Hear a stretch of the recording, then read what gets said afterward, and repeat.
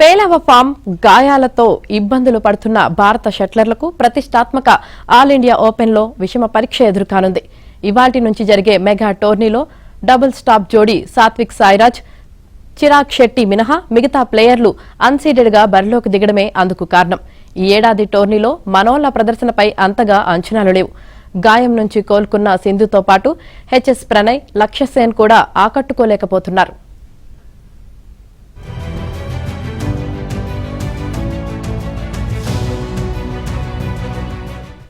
ఇక సాత్విక్ తన తండ్రిని కోల్పోయిన బాధలో ఉన్నాడు.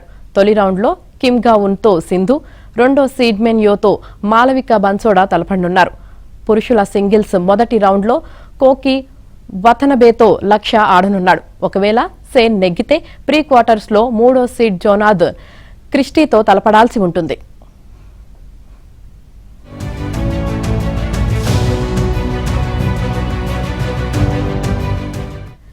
PV Sindhu all England open టోర్నమెంట్లో ఆడేందుకు ప్రైవేట్ జెట్లో అక్కడికి చేరుకుంది. సింధు జెట్లో ఎక్కుతున్న వీడియోను తన సోషల్ మీడియా ఖాతాల్లో పెట్టడంతో వైరల్గా మారింది.